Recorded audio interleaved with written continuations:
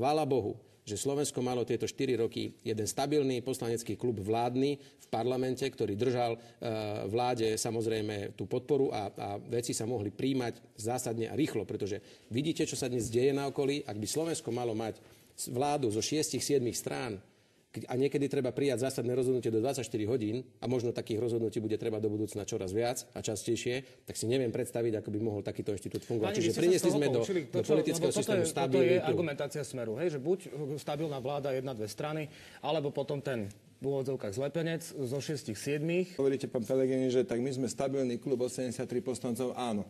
Ale ja neviem, či by som sa viesť stranu, kde skrátka takto sa vynúcuje poslušnosť a vlastne ktorá je postavená na tom, že všetci si môžete robiť tam vaše kšeftiky, ale tu pekne musíte hlasovať, ako my vám povieme. Toto je celý biznis model Smeru. Čiže týmto by som sa moc ako nechválil, že my sme tak strašne stabilní. Sam to vám to strašne rýchlo rozpadne, keď vám odíde predseda, lebo vás nespájajú hodnoty.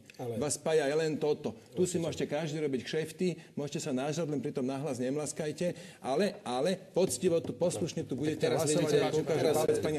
Teraz vidíte v priamom prenose politickú kultúru, po ktorej tu všetci volajú, tak takto sa vedie diskusia aj v parlamente, že ste povedali kšeftíky, neviem čo Válovi, neviem čo. Že sa povedia veci na rovinu, na toto sa dá reagovať. Dobre, no nedá. Ja viem, že pán Pellegrini, poznáme aj vyjadrenia premiéra, poloblázni, pošahanci a podobne.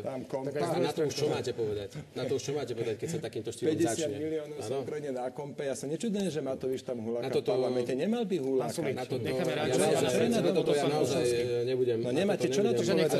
Pán Hrušovský, neznižím sa na váš tón. Skúsme byť menej politici a viac štátnici.